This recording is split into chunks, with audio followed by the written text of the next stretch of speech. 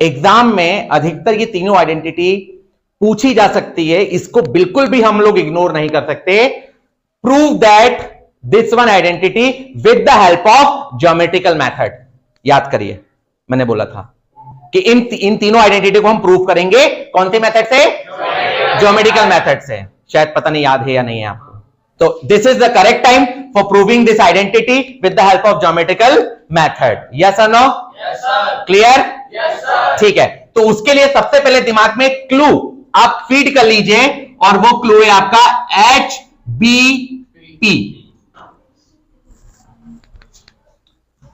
HBP, yes और no? अच्छा, एक चीज और, हमें आइडेंटिटी सीक्वेंस से लर्न है, है ना? हमने स्टार्टिंग से सीक्वेंस से लर्न करी है, तो इसका मतलब ये भी हमारा इस सीक्वेंस को फॉलो करेगा। इसका मतलब H किसके लिए? I1 के लिए। यस और नो? समझना दे रहा ध्यान से। H किसके लिए? I1 के लिए। और B किसके लिए? I2 के लिए। और P किसके लिए? I3 के लिए। ठीक है, I1 के लिए क्या है? I1 के लिए I1 के लिए I2 के लिए और I3 के लिए I2 के लिए I3 के लिए P। हो गया याद? एज अ क्लू याद हो गया? ठीक है, अब ये क्या है ना? इसको हम अभी ओपन करते हैं कि इसका यूज हमें कैसे करना है। हो गया याद? HBP। यस और नो? ठीक है, चलिए पूरा ध्यान इधर। अब सबसे पहले फर्स्ट वाली आइडेंटिटी को हमें प्रूफ करना है ज्योमेट्रिकल मेथड से, तो हम सिर्फ उसी को लिखे रहने देते हैं, बाकी आइडेंटिटी हम इरेज कर देते हैं। पूरा ध्यान इधर। क्लियर? चलिए, तो सबसे पहले हम यहां बनाएंगे हमारा डायग्राम। क्या बनाएंगे? डायग्राम बनाएंगे। अब आपको पता होना चाहिए ट्रिग्नोमेट्रिक का बेस क्या है? Right angle triangle. तो शुरुआत भी वहीं से करेंगे। क्या? Right angle triangle. ठीक है, तो राइट एंगल ट्रायंगल हम यहां बना लेते हैं। पूरा ध्यान इधर। A, B और C। ठीक है, B पॉइंट पे कितने डिग्री का एंगल बन रहा है? 90 डिग्री का। ठीक है, सबको पता है AB क्या है? BC क्या है? बेस। और AC क्या है? हाइपोटेनियस। यस और नो? सबको ये चीज पता है, ये परपेंडिकुलर, ये बेस और ये हाइपोटेनियस। यस और नो?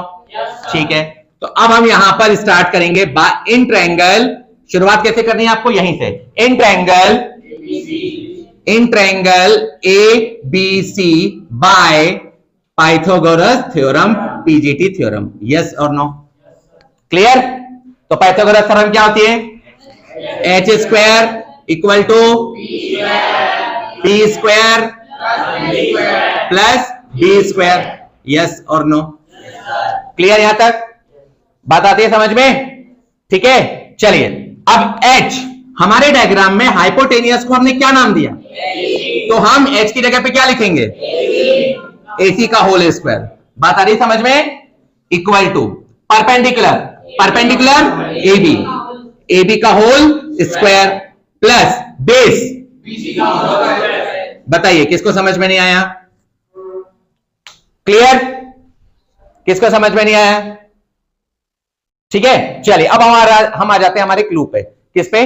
क्लू पे। क्या था हमारा सबसे पहले? H। तो सबसे पहले H किसके लिए था? I1 के लिए। H मतलब हाइपोटेनियस। ठीक है, और B मतलब और P मतलब क्लियर?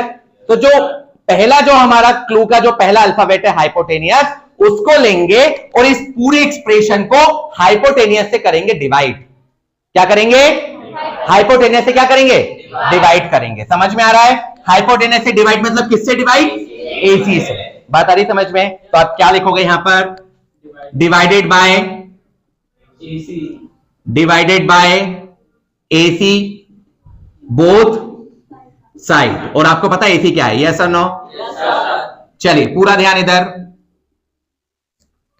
AC स्क्वायर से देखो, कल वाले क्वेश्चन में भी यही करा था हमने, है ना? तो यहां भी किससे करेंगे? AC स्क्वायर से। क्यों? क्योंकि आपको पता है आइडेंटिटी में क्या लाना है? 1 लाना है। क्या लाना है? 1। और यहां AC स्क्वायर से डिवाइड करेंगे तभी तो वो कैंसिल होके बनाएगा। यस है नो? तो इसलिए डिवाइडेड बाय AC का whole square both side it means AC का स्क्वायर डिवाइडेड बाय AC का होल स्क्वायर, पूरा ध्यान इधर, AB का whole square divided by AC का होल स्क्वायर प्लस BC का whole square divided by AC का होल स्क्वायर। दिक्कत? चलो ये क्या हो गया पूरा कैंसिल होके 1। AB क्या है? परपेंडिकुलर। और AC क्या है? और P अपॉन में H क्या होता है? तो मैं इसकी जगह पे क्या लिख सकता हूं? प्रॉब्लम हो तो बताइए।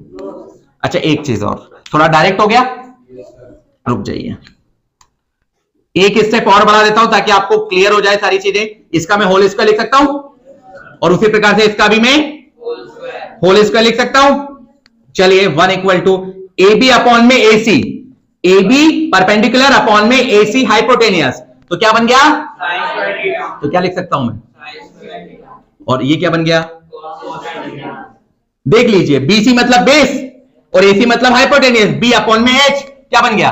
कॉस स्क्वायर थीटा, और स्क्वायर था तो स्क्वायर लगा दिया। इसको थोड़ा सीधा लिख दीजिए, तो sine square theta plus cos square theta equal to 1। Hence proved. Yes और no? This identity we have proved by geometrical method. Yes और नो? 100% आती ही आती है एग्जाम में, चाहे वो और में आए, बट आती है। ठीक है, याद रखिएगा। और मैंने कल ही बता दिया था कि हमें रिस्क नहीं लेना, कुछ भी एग्जाम में आ सकता है और हमें हर एलिमेंट के लिए प्रिपेयर रहना है। ठीक है, चाहे कुछ भी हो जाए, हमें हर क्वेश्चंस को सॉल्व करते आना चाहिए। क्लियर है? अब चलिए पूरा ध्यान इधर। फर्स्ट आइडेंटिटी हमारी प्रूफ हो चुकी है। मैं इसको रफ नहीं कर रहा हूं क्योंकि आपको समझ में आना चाहिए कि तीनों आइडेंटिटी को प्रूफ करना बहुत आसान है और सिमिलर है ना, सारी चीजें सेम है, बस डिफरेंस कहां है वो आपको समझना है, और वो हम क्लू में समझ चुके हैं। यस और नो? हमने क्लू का क्या उठाया था? H मतलब किससे डिवाइड करा फिर हमने? AC मतलब हाइपोटेनियस। चलिए अब हम अपनी I2 को प्रूव करेंगे, पूरा ध्यान इधर। ठीक है, तो हम सिर्फ ये रफ करते हैं, ये I2 हो गया, और I2 हम आइडेंटिटी लिख लेते हैं हमारी, sec square theta minus equal to 1। दिक्कत? सब कुछ आपका सेम रहेगा, ये भी सेम, यहां तक आपका पूरा सेम रहेगा। क्लियर है? पूरा ध्यान इधर। डिवाइडेड बाय क्लू का सेकंड अल्फाबेट बी मतलब बेस। हमारे डायग्राम में बेस क्या है? तो ये AC की जगह क्या आ जाएगा? BC। यस और नो? BC का होल स्क्वायर से हम क्या करेंगे? डिवाइड दोनों साइड। यस और नो? पूरा ध्यान इधर। अब यहां से थोड़ा सा चेंज हो जाएगा, तो इसको रफ, ये पूरे को हम रफ कर देते हैं। पूरा ध्यान इधर। सिमिलर है, देखिए अब जरा, थर्ड आइडेंटिटी भी इतना पोर्शन सेम रहेगा। यस और नो?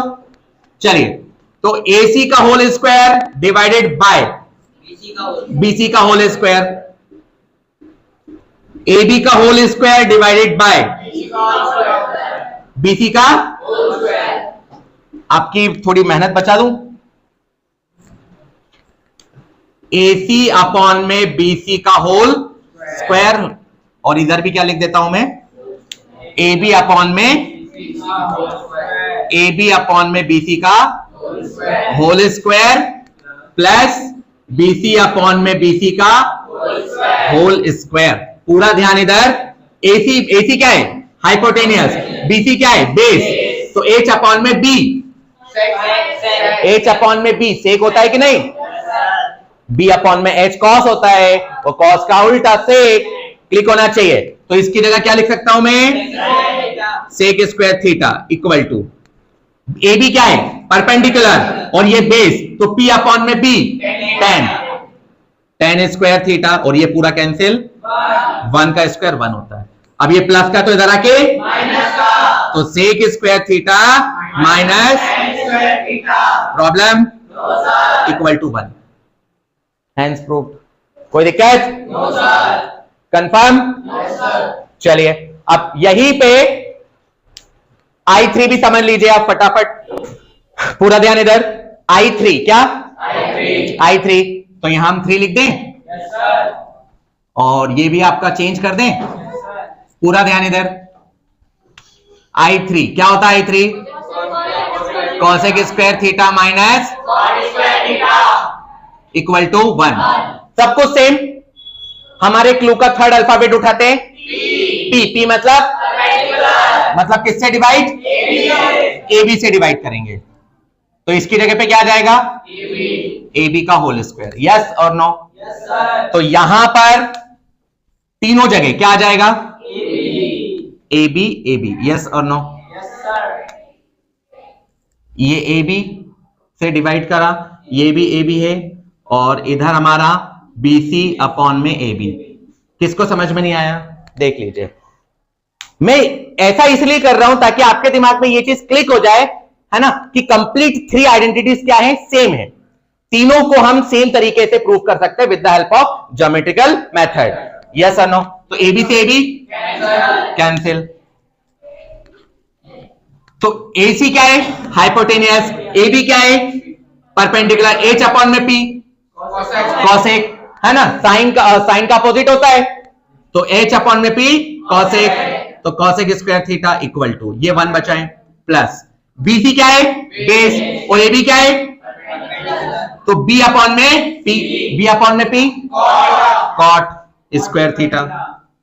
अब ये कॉट प्लस का तो जरा के, तो cosec square theta minus cot square theta equal to 1। Problem? Confirm?